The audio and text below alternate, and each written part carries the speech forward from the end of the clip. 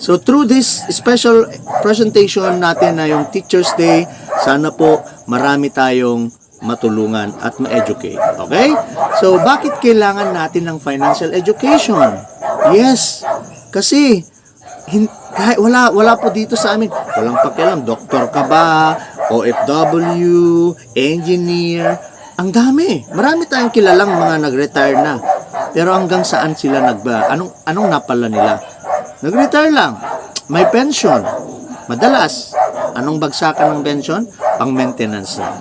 That is why, ginagawa po natin ito kasi kulang kasi tayo. Marami tayong mga kabaro na ang nag-retire na walang nangyari. Kasi wala na silang sahod, yung pension na lang hindi pa enough.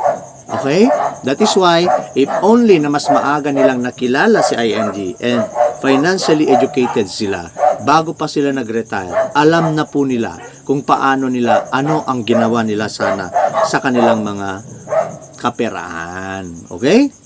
People don't fail to plan or don't plan to fail. They simply fail to plan their personal finances. Especially as teachers, ang galing nating magplano para sa future, para sa ating mga anak, sa ating mga learners, every day, every week, every month, every quarter, nakaplano na yan. But the question is, ano naman ang plano natin para sa sarili natin? In case ba na may mangyari sa atin na teacher, tayo pa ang breadwinner, may bigla tayong magkasakit, anong plano natin?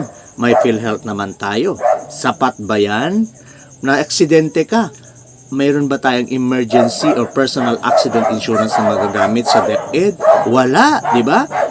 So, in the future, nag-retire ka na. Anong plano mo para sa sarili mo? Di ba?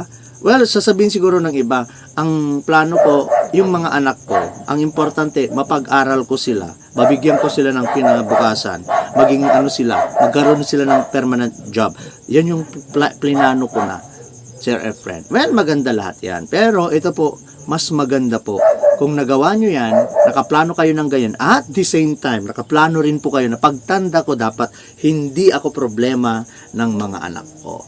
Hindi po natin, wag nating i-consider ang ating mga anak bilang investment.